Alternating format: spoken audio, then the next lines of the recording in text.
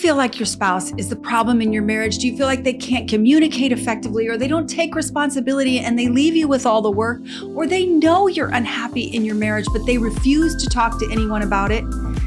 I empathize with you because I felt all of this. And in this episode, we will face the hard truth of what happens when we believe our spouse is the problem.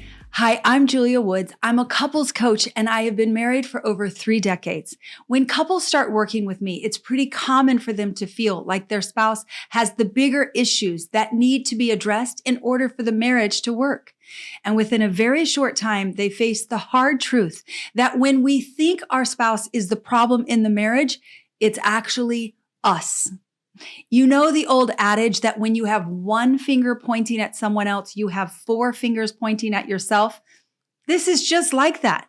When we blame our spouse as the problem, it is because we are victim in our mindset. A victim mindset blocks us from doing the only thing we actually have the power to do in our marriage, which is take responsibility for ourselves.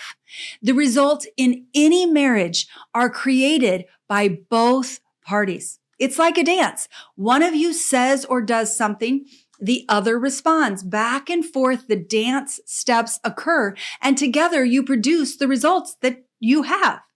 Now, this is so hard. And I know it was hard for me to see. I was sure my husband was the problem. He was the one that was depressed and dealing with addictions. I saw that day after day, I was working so hard to take care of everything so he could get better. What I couldn't see is that by me doing everything, I was actually enabling his addictions and contributing to his depressions. The more I did, the less he felt needed and the more depressed he got. The more depressed he got, the more he wanted to numb through the addictions. We both grew more and more miserable by the day. I blamed him and he blamed himself. We both thought the addictions and the depression were the problem, and if we could fix him, then all would be fine. Another problem was his addictions and depressions were a secret. No one outside of our household knew he dealt with these things. Both of us could put pretty good faces on in public. We both feared that seeking help could cause issues for our business, so we just stayed stuck, blaming him and his problems. What I didn't know is that addictions happen when someone is enabling them to happen. When we use things to numb, we avoid taking responsibility for day-to-day things that are required for us to function, keep a job, pay bills, and care for our needs. When we stop or miss taking responsibility for these things, life hits us pretty hard with things like no food in the refrigerator because we haven't gone to the store. Utilities getting turned off because we didn't pay the bills. Reprimands and possible job loss for not showing up at work on time. And friends not wanting to hang out with us because we aren't taking care of ourselves. These hard knocks shock a person out of numbing pretty quickly.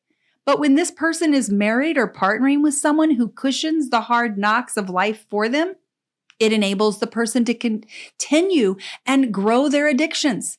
My husband and I created this dance. I enabled and cleaned up the messes he created by his choices. I couldn't see that we were choosing this dance because we both got a lot of momentary benefits out of our codependent dance. You see, deep down, I believed I wasn't valuable or worthy, and he believed he wasn't enough.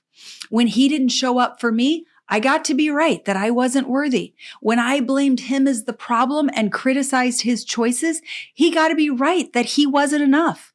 We both got to be bitter, resentful, angry, withdrawn, stuck, and take no responsibility for changing.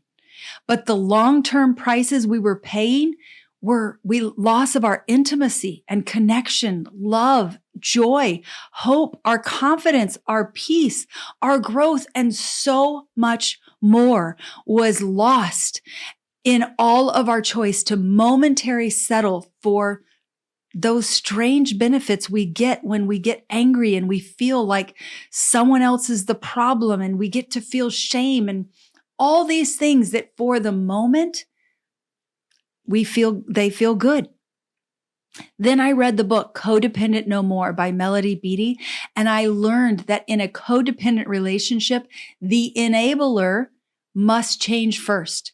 When they stop enabling, the one who's being enabled starts facing the hard knocks of life, which makes them want to change and stop numbing. This is what happened. I stopped enabling and my husband started making different choices. The truth is, neither of us was the problem. We were subconsciously recreating our past suffering. To heal our past, we needed to stop blaming and instead take responsibility for ourselves and our choices that were contributing to our suffering. We both got honest about our limiting beliefs and shifted them. We both worked to get familiar with our victim mindset and shift to a responsibility one. We both began choosing the life we longed for one moment at a time.